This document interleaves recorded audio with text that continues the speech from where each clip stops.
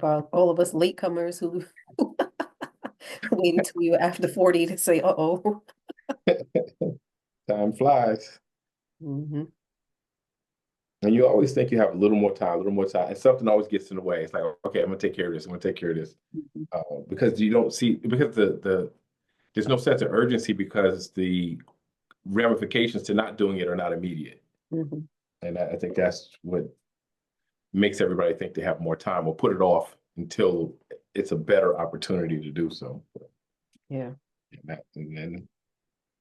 And they end up like they end up. All right, so we're just going to start because I mean it starts off with that kind of stuff anyway. Like what happens when you don't, right?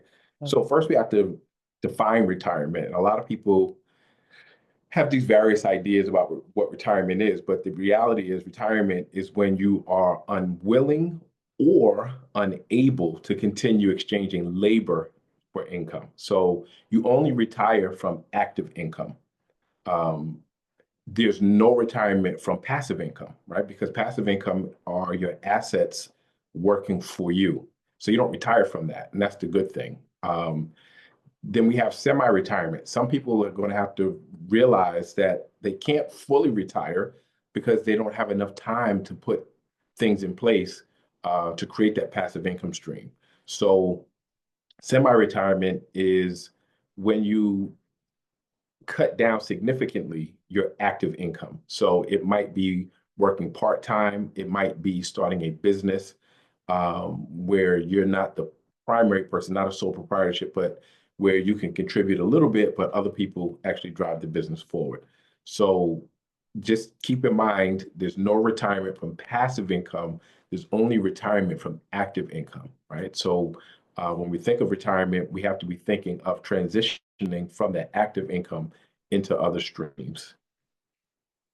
So the question is, are you prepared? And most people are not. 71% of Americans are heading toward retirement with five figures, meaning, 90,000 or less, which we think is a lot of money. But $90,000 is not a lot when you consider how long that 90,000 has to stretch. So 71% of Americans are heading into retirement with five-figure nest eggs. 10% have 50,000 to 100,000, 33% have less than 50,000, and 28% of adults moving towards retirement age have zero saved for retirement. So that's more than a quarter of people, almost a third, have zero, have nothing. 25% of adults over 50 who are working full time feel prepared, right? So you only talk about 25%, 75% of adults over 50 don't feel prepared for retirement. Three-quarters of these adults say they will wait until 65 to retire or later, including 23% who say they will never retire. So it can get worse. How bad is it? According to Morningstar, and Morningstar they report on financial stuff, so mostly investments and things like that. But according to a study that they did, 45% of U.S. households will run out of money in retirement.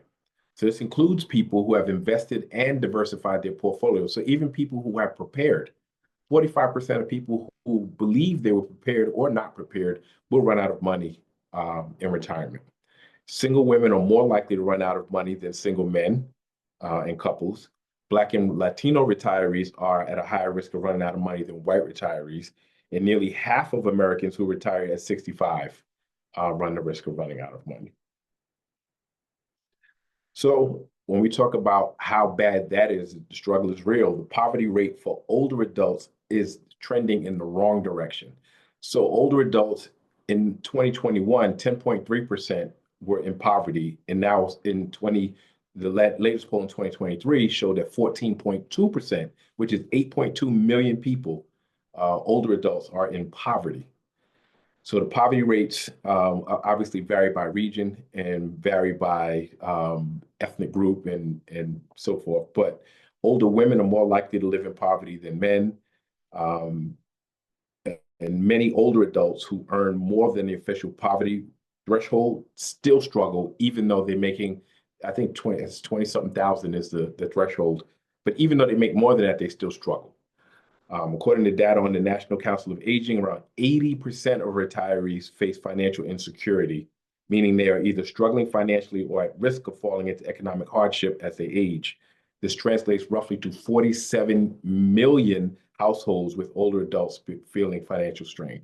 So that tells us, when I look at that data, it tells me that whatever the model was that people were given to prepare for retirement has failed. It's not even so much that people have failed, and a lot of people have failed to plan at all. But even those who have planned, that plan is inadequate and fails. So if people are working on this old model, and I don't know if that old model ever worked, but it doesn't work today. So we have to consider something totally different, and there is a solution. Um, if you started late, and late is relative, I guess. Obviously, the earlier you start, the easier it is. If you started in your 20s and just put a little bit away, by the time you're, ready to retire, I mean, you have a whole lot of money. But we have to understand what late is. And I think late is based on that old model. So when we talk about retirement, most people think that you have to save as much as you'll ever need to retire and then withdraw from that every year to cover your cost of living until it's gone. And that is a failing model. And we're not going to use that model. We're going to do something totally different that is much more sustainable and self-renewing. And I think that's important, right? Sustainable and self-renewing is the key. If it's just a large lump sum and it's nothing but withdrawals, it's easy to, today as people live longer to outlive the amount you can save, or it's difficult on the other side to save an amount that will cover the cost of withdrawing, every year. So if we plan properly and you commit to it and you stick to it and you make some sacrifices now for a better life later, then the outcome can be good. You can have a very happy, fulfilling life where there's no financial insecurity and there's no struggle. So the first thing you have to do is set your retirement goals. You have to determine what age you want to retire at and be realistic too, right? So if you're already in your 50s to say, and you haven't done anything, to say you're going to retire at 65 might not be realistic, right? Because the amount of time, energy, effort, investment, and risk that will be involved to get the amount of money that you need to do it, or the amount of things that you need to put in place to make it happen, it's just overwhelming, right? And so you have to be realistic about what age you're talking about based on the age you are now. And 20 years, 20 years from wherever you're at now makes it easy. Now, again, if you're already in your late 50s, you're thinking 20 years might be way too long. So you have to consider semi-retirement as opposed to full retirement, or you have to consider that you'll have to really cut the lifestyle that you want to live if that's the case. So once you determine an age, and 65 is a that number actually came from the actual people didn't live much longer than 65. So people retired at 62 and died at 65, and then pushed to 65, and when the lifespan was 68. So people only expected in the past, in the 20th century, to live 3 to 5 years into retirement and then die.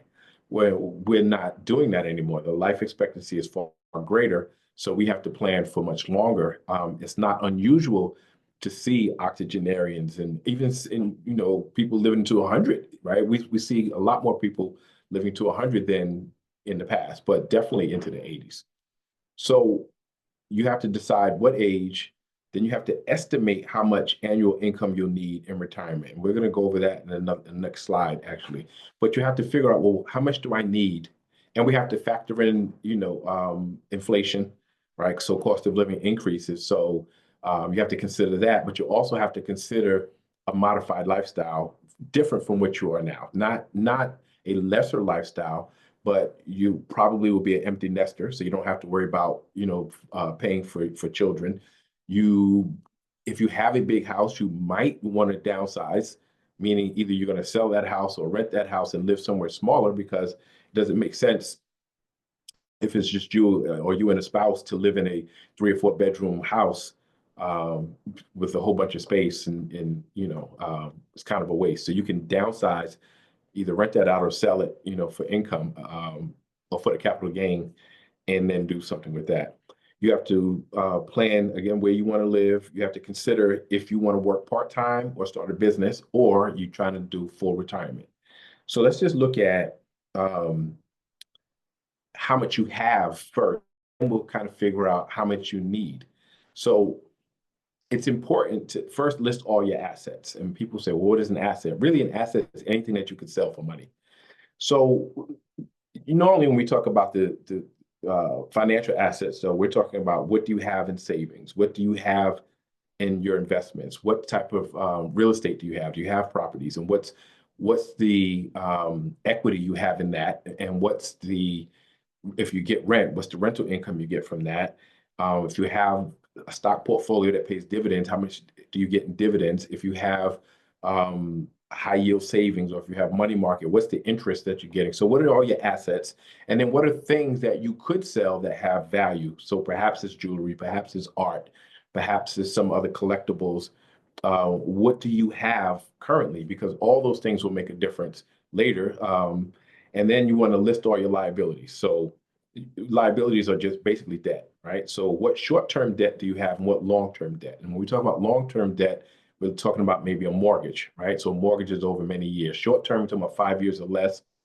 Long-term, 6 years or more. Sometimes you can do up to 10 years. But what long-term debts do you have that you're going to be carrying with you, maybe into retirement, and what short-term debts do you have currently? So you then subtract your liabilities from your assets, and that will tell you your net worth, right? So you have a good idea of what your net worth is. Net worth, again, is important because that's how much, if you had to sell everything, how much money you would have. Then you want to list all your current income sources. So do you have a salary? Do you have rental income? Do you have side businesses?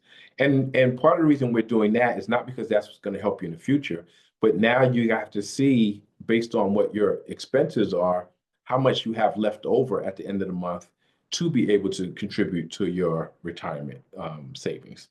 Um, and sometimes when we don't track those things, money just gets wasted, right? So money gets spent on things that it doesn't need to be spent on. Or you realize, wow, I could cut costs in these places because every single dollar is going to count.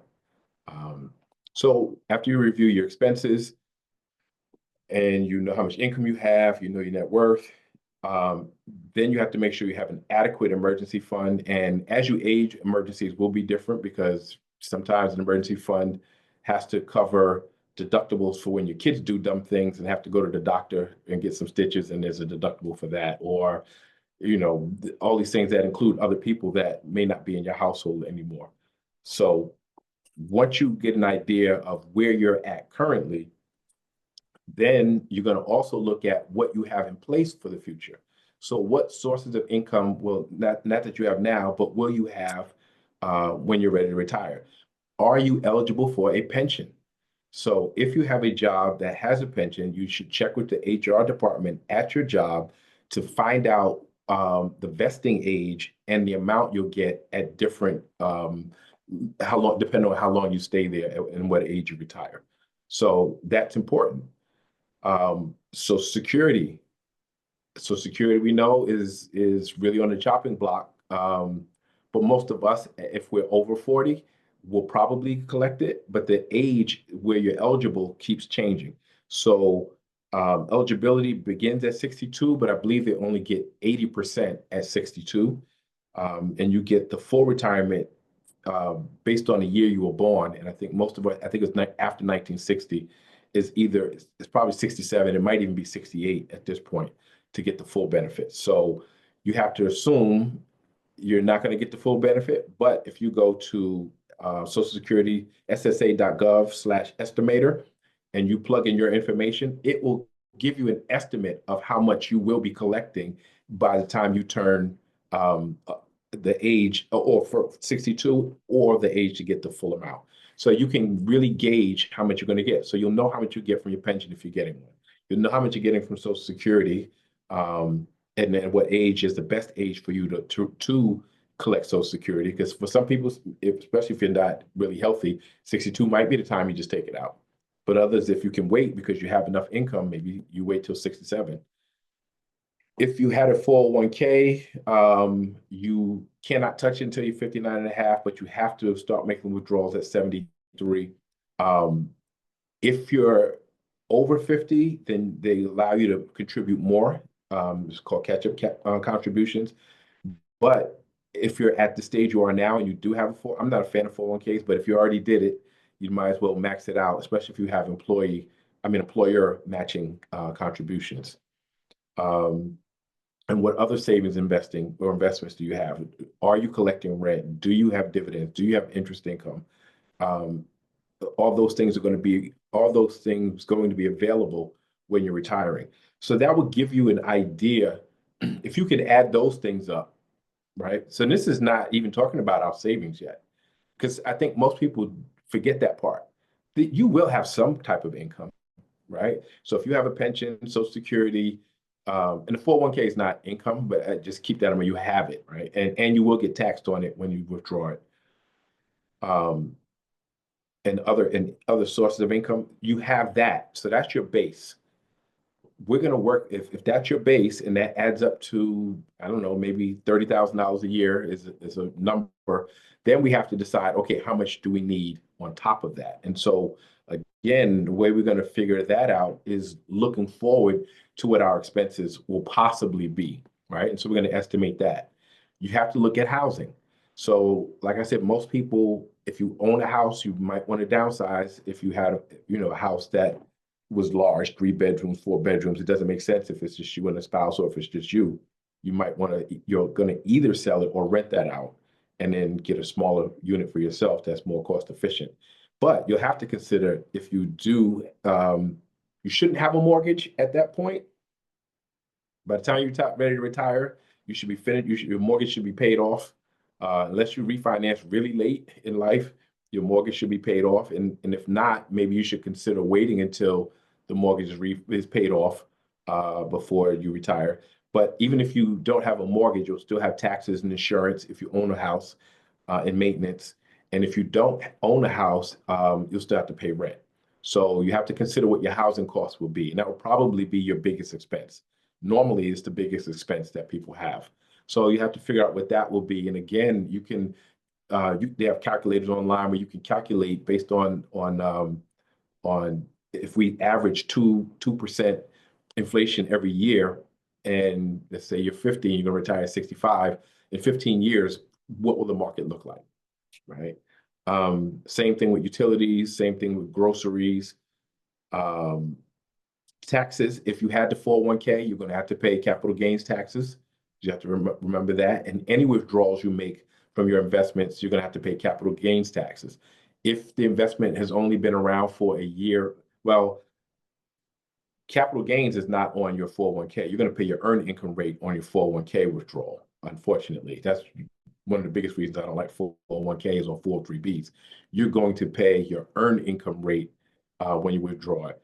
For your other investments, if you had index funds, mutual funds, ETFs, things like that, you're going to pay capital gains taxes on that, which is much lower, right? So you have to also consider healthcare as we age. Unfortunately, most people, our health declines. And so even our routine, we have even more frequent routine checkups. So instead of maybe once a year, you maybe do every 6 months.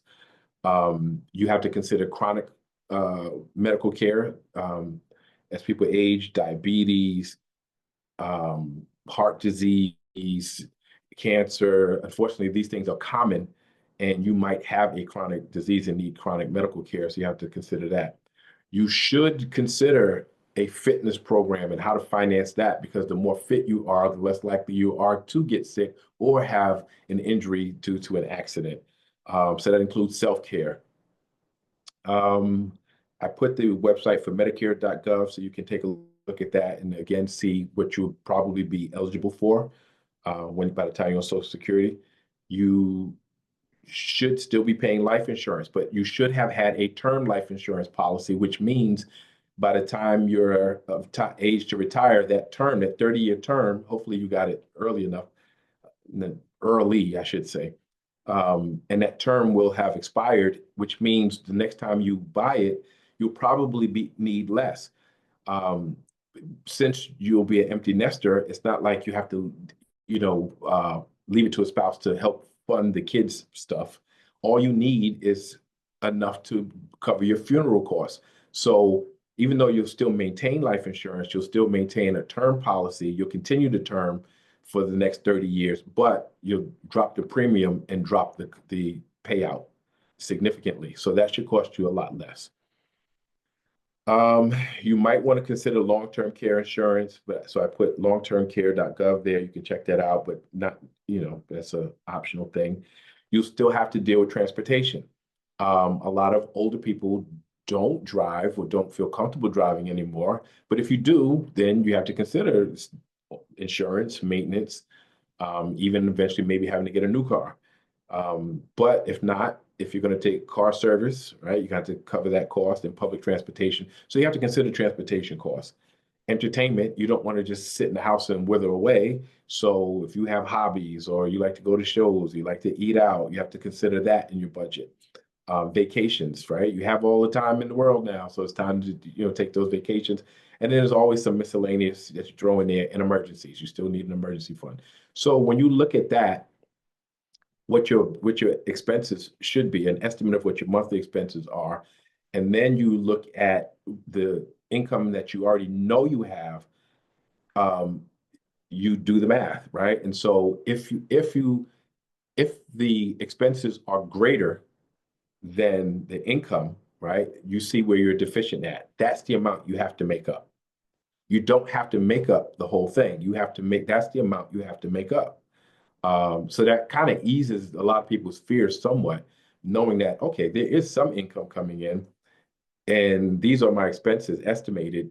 This is the difference. So now I only have to focus on that amount, the difference between my expenses and my income.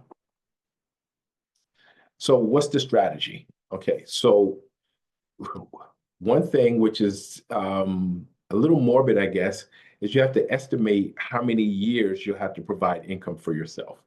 And that forces you to come to grips with your own mortality. And I think that might be one of the reasons people are reluctant to do it. But if we look at average life expectancy for a woman in the United States is 81.1, and for a man is 78.4. I say add 10 years as a cushion, right? And so, yeah, you might outlive that. But again, what we're going to do is self-renewing, so it doesn't really matter. But in your mind, okay, so if you retire at 65 and average age is 81, right? So that's 16 years. Add another 10 to that, that's 26 years you have to consider in your mind if you're a woman. I mean, same thing, right? So 65 for a man, almost the same. 65, 78, that sounds so bad. 13 years, add another 10 on that, 23 years. So basically, you're thinking 25 years you have to plan for, right? Um, in that case, you're not going to try to save that 10 or 20 years worth of income. That's the mistake people make. They're like, okay, if I say 20 years that I have to plan for, I need to save 20 years worth of income. And let's say I need $30,000 a year, that's $600,000 I need, and I'm going to keep deducting 30,000, 30,000, 30,000 until it's gone. And then what happens if you outlive that? Then you're in trouble, right? And when starts getting close, you're in trouble. Or if your cost of living changes, you feel like you're in trouble. So we're not going to do that. What we're going to do is instead of that, and that's why, again, I don't like the 401k idea. Um, we're going to create a well-diversified portfolio that averages 10% return annually. And that's important. That number, and the reason I say 10% is because that number is easily achievable, right? Can you get more? Yes. Will you get more? Probably. But what we're doing is based on you getting a 10% return, and a 10% return is easily achievable. So we're going to shoot for that. Even in the worst economic downturns, it's easily achievable. Um, so what we're going to live off of is the 10% return. And I know that sounds like, how could you live off of 10% of anything? Okay, so let's get to it. Once you've just determined the annual income that you'll need, that's going to dictate how large your portfolio has to be. Now, again, if somebody's 45 and they're saying they're retiring at 65, that's 20 years. That means you have 20 years to build out this portfolio to get you enough to live off of 10% of that total portfolio. And I know that sounds crazy, but let me keep fleshing this out. So, an example, if you need 70,000 a year, and if you need 70,000 a year, that means you probably have no other income. That means you probably have no pension. You probably already have no investment. You have no source of income except Social Security, probably. If you need 70,000 a year on again, and your costs will be reduced because you don't have children and probably downsizing the housing and all these other things. If you need 70,000 a year, which is probably a worst case scenario, you don't have all these other things. But let's just say you do. So after subtracting, but let's say you need, oh, let's rephrase that in this example. Let's say your lifestyle is going to cost you $70,000 a year. That's a pretty good lifestyle because remember, we're not talking about when you made 70,000 on a job and half of it was taken to taxes. We're talking about 70,000 a year for you to live on. Subtract the income you're going to receive from the pension, Social Security, and all these other things, right? So your portfolio only has to cover the difference. So if your Social Security, your pension, your whatever things you had covers 50,000 of it, then you'd only need 20,000, right? So if you only need 20,000, then your portfolio only has to be 200,000, right? Because 200,000 times 10%, the return is 20,000. That 20,000 added to the 50 is going to make your 70,000. But like I said, if you need 70,000 total, that means you don't have any other income except maybe a little bit of Social Security, which is still doable in 20 years. And I want to show you how that's done.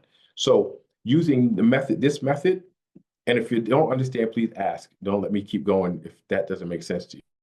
But by using this method, the pool is self-renewing because we'll never touch the principal, right? So if the principal amount is 200,000, that 200,000 is going to stay there forever. And we're going to take the 10% that it generates and add that to the income we have. Next year, that principal stays there. We're going to take that 10%. Next year, we're going to take that 10%. So it's self-renewing, right? And the principal remains constant throughout. If you want to, as you get a little closer to that age, or you think you're going to go, you can pull a little of the principal if you choose to, but it's not necessary with this plan. So how do we get there? The first thing you have to do is attack your debts, right? Because you're going to have to find a way to get the income to put into the investments. And debt is the number one killer of gains because, unfortunately, most interest on debts is greater than 10%, right? And so if you look at credit cards, 29, 32% interest, or, right now we have high interest rates. So most debt, the interest is higher than the 10%, that's going to kill your gains. So if you have short-term debt, knock that out. Not only is it going to not take away from the gains, but it's also going to give you extra money to invest. So I know we want to be impatient and jump on the investing first, but as long as you have debt, it's going to wipe that out. That's like putting water in a bucket with a hole in the bottom. So we don't do that. Look to cut costs now. I should say cut costs. Look to cut costs now. Not lifestyle, but the internet is an amazing place because you can shop around on the internet and find just about anything you want with the same quality or better at a lower price. So do the work now to start cutting costs. Again, every dollar is going to count because what we're going to use again is compounded growth. Then we want to create a well-diversified portfolio. And I know people want to go and drop money into the one thing that's paying the most. And the error in that is that we will go through economic cycles. And there are different investments that perform better during different parts of the economic cycle. There is no single investment that performs well in every economic cycle. And we will go through economic cycles. If it's taking you 20 years to retire, we will go through a couple of cycles. So we want to take advantage. We want to already be in those places. Now, do we have more heavily weight one area than another during certain parts of the cycle? Yes, but we're in everything, right? Because you can't time, it's fun. Maybe I shouldn't say it on the video, but I knew what was going on with the stock market in the last couple of days. And I did last time, right? When we had this trade war thing. I knew what it would do to the market, and I knew when the tariffs were lifted, what it would do to the market. The trouble is timing it, right? And so if you wait to try for this thing to get to the bottom, and then suddenly the announcement's made, you missed it. So it's about already being in it and then more heavily weighting it when you hear the announcement, dropping some more in there, not waiting until it gets to the bottom, but dropping more in there. And even if it goes down a little more, when it bounces back up, you've made money, right? So we're going to do that, not with short cycles like this, where we hear these news announcements, but on the big, broader cycles over years, we're going to do the same thing. So you need a well-diversified portfolio that has stocks, bonds, real estate, high interest savings, crowdfunding, the whole gamut. And when I say stocks, they don't have to be individual stocks. That's where people get into trouble because they may not have enough to have a diversified portfolio of individual stocks, or they might not have the skill or the knowledge to choose good individual stocks. So that's where your mutual funds, your ETFs, your index funds come in. The same with real estate. You can be in real estate, but there are different ways to get into real estate also. REITs, crowdfunding, there are a whole gamut of ways to take advantage of real estate. Same thing with bonds. There are bond funds. You don't have to necessarily choose a bond because the bond market has been terrible for the last 10, 15, maybe 20 years. So it's difficult to be successful individually in the bond market. But you want to have this well-diversified portfolio.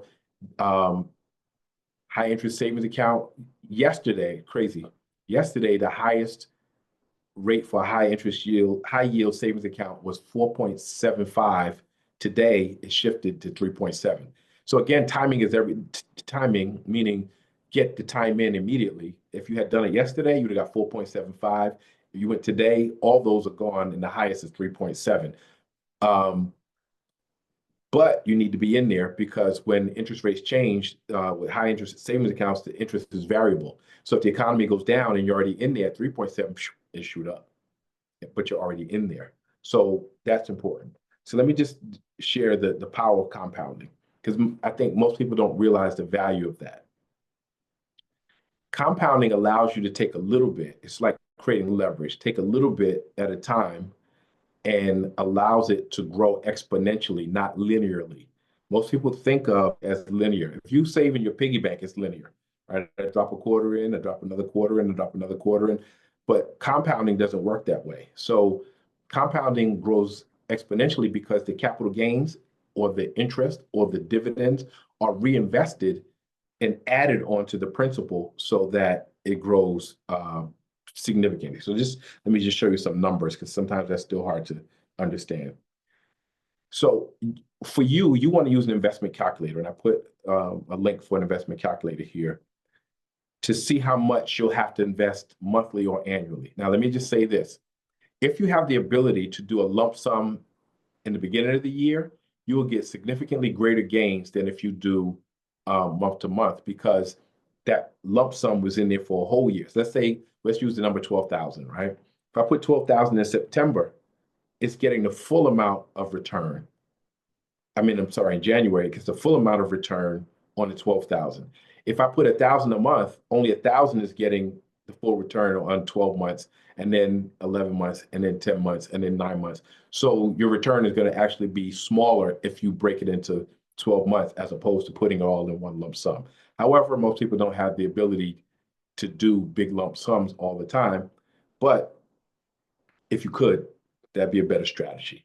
So in this example, if you're 45 and you intend to retire at 65, you have 20 years to make it happen. So if you start with an investment of $1,000, and most people can come up with $1,000, and you contribute additional $1,000 a month at 10% annual, In 20 years, you'll have $730,714 on basically a $240,000 contribution. So I actually put the chart up here so you can see it. $1,000 a start, $1,000 a month. That gives you 13,000 that you put in the first year. Your return is $740. So it doesn't look like much, right? 13,740. But now when we get to year 10, right, and that's putting 12,000 a year, 1,000 a month, still doesn't look like much. It kind of doubled, right? I mean, way more than doubled in terms of you put the interest is 15,000, you had 174,000. Still not that great. But by the time we get to year 20, you will have gotten a significant amount of return on them. This is the annual return, by the way, but compounded, it ends up $730,714.23. So at 700,000, if we're living off 10%, that's $73,000 a year just from our investment. And then whatever other money you have. So let's say you got 30,000 from the other stuff, Social Security, pension, whatever, rent, whatever. Now you got 100,000 a year and your principal doesn't change, right? It won't compound as great because you're not reinvesting, but you got 730,000 there getting 10% a year. It's going to get $73,000 a year. So is it doable? Absolutely doable. But you have to start and you have to create that discipline. And people say, well, where am I going to get $1,000?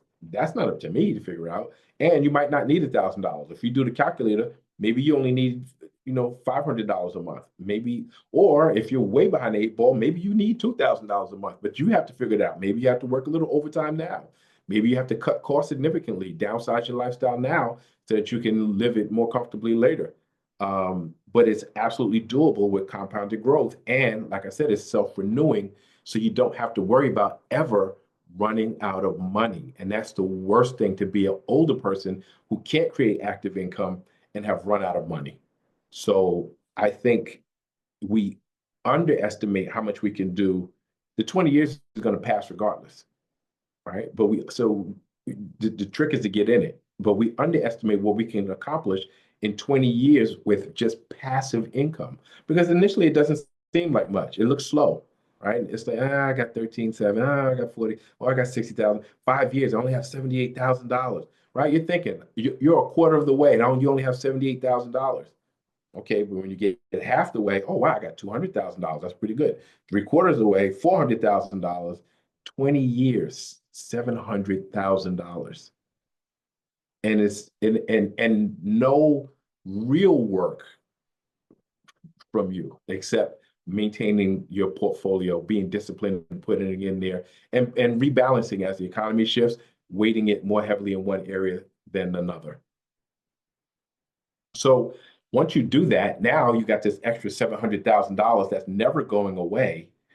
Now you have to develop an estate plan, right? So we're all going to die, unfortunately, or fortunately, I don't know, but we're all going to die at some point. And if you don't have a plan, a legal plan for your money, then the courts will decide and people will fight over your stuff. So every account that you have, so all your investments, they'll have a place for a beneficiary designation. Make sure you fill in the beneficiary designation, and make sure you update it. If somebody passes away, put somebody else's name in there. If you get divorced, put somebody else's name in there. If you become estranged from your family, put somebody else's name in there. The worst thing in the world is for you to pass away and if somebody's dead, now there's a fight over the money. But if somebody you don't want to have the money receives this money, that's a terrible thing. You also need to create a complete list of your assets and financial accounts.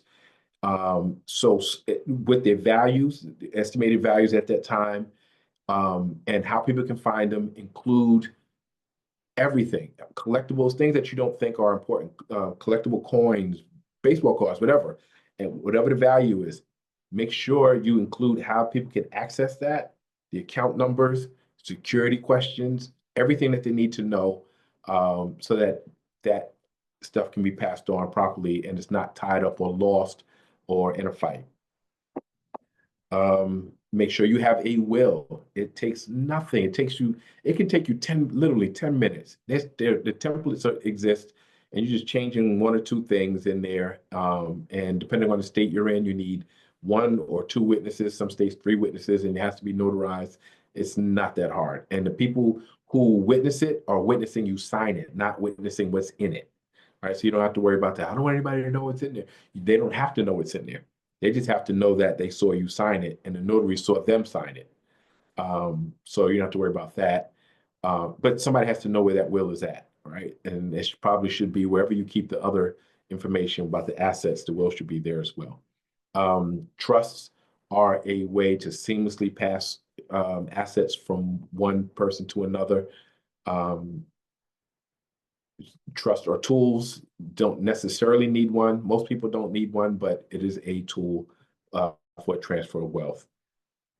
So, other important documents as you get older, healthcare proxy. So you want somebody, you want everybody to know who can speak for you if you can't speak for yourself in a health crisis. If you choose to have a do not resuscitate order, um, or you say resuscitate me no matter what, right? That is your choice. Make sure that is clear, and you don't want to leave that up to someone else. If you're an organ donor, make sure that's known that you want your organs donated or that you don't want your organs donated under any circumstances. So, whatever your wishes are in that regard, you should make that clear.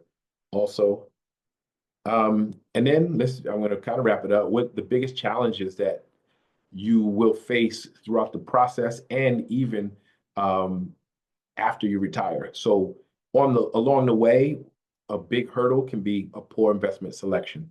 If you choose, and some of it is, all right, I don't believe in doing trendy things, right? So I would never personally or advise anyone to invest in cryptocurrency.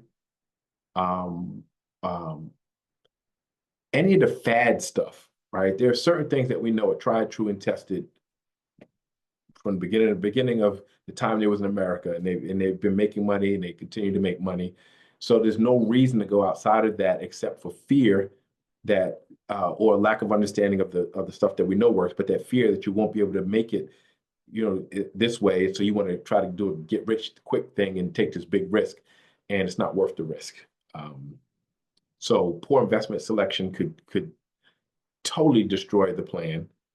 That's why I said we want to be well diversified. So even if one thing fails, the other stuff will pick it up and carry it. Big market swings, depending on timing of when you want to retire, sometimes can push that time back because if we're in a downward, like if we're in a recession, it's a tough time to retire because most of your assets will be depressed in value at that time. And you might want to wait a little bit. Recessions tend not to last long. They usually last between months and maybe a couple of years at worst. So sometimes you want to push it off a little bit if we're in a downswing.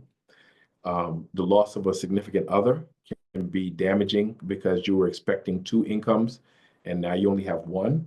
And everything that came along with whatever benefits that came along with that, you lose that. So that can be a big challenge.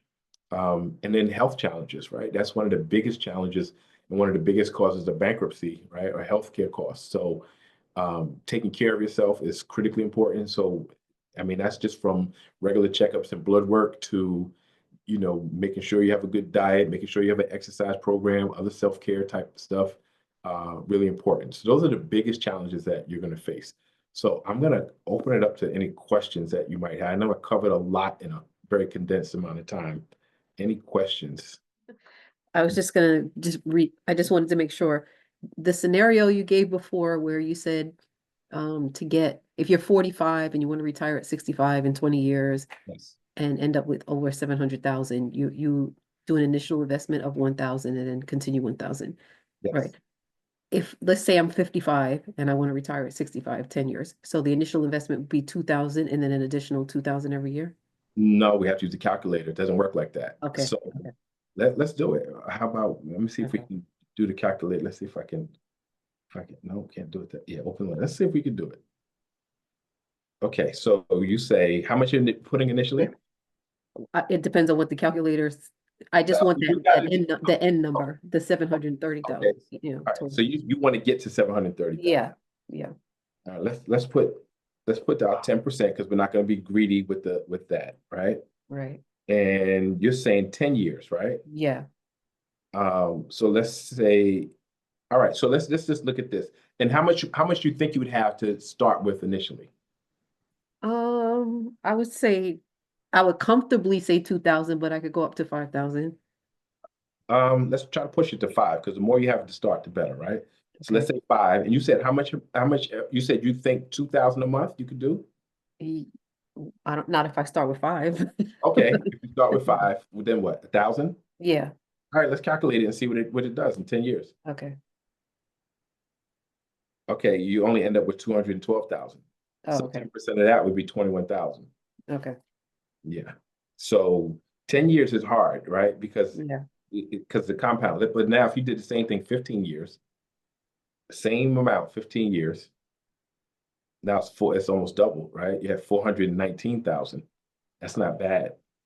Right. So if you're 55, you might have to push it back 5 years if that's all you could do. Or let's see at 10 years, let's see what if you if I started with 10,000? okay, that's even better, right? All right. So 10,000, 10 years, 1,000 a month. Let's recalculate.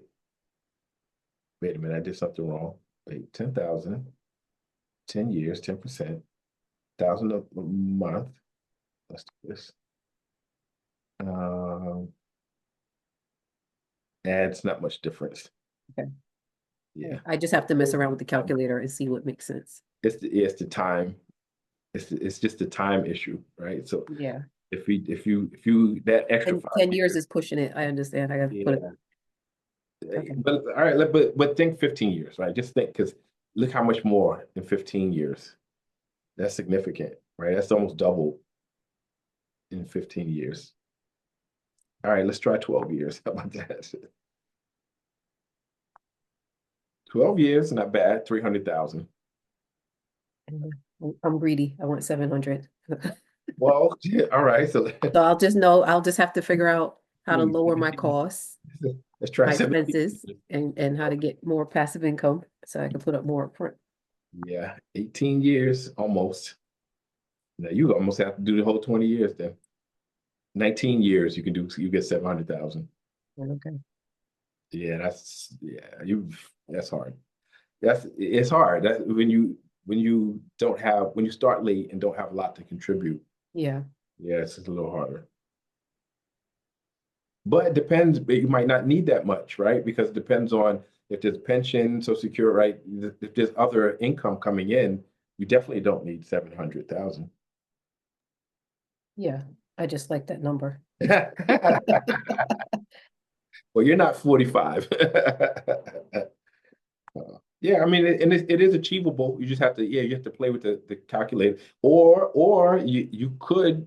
I don't suggest it, but you could take more risk, right? So let's say you got 15%, and then we went back to your 5,000. Uh, you got 1 million, Oh, okay. right? That mean, but that's playing a risk, right? It's Right. not to say you can't get 15, but the things that are going to get you 15, that means the economy has to stay good, Right. right? And that's just not that's the part that's not realistic. That's why I say 10. 10 is super conservative, by the way. You can easily do 10. You can almost guarantee yourself 10. 15 is absolutely doable, but you can't count on it, right? So, and let's go back to 10 years because I used that 19 years. What? Yeah, it's not so good, right? That's yeah, but you got to play with the calculator, and then you kind of figure out what makes sense. Okay. No problem. Any other questions, comments? But anyway, so I do have one-on-ones if so just shoot me an email. Emails haru@insidersgroup.com. We can go over individual stuff. So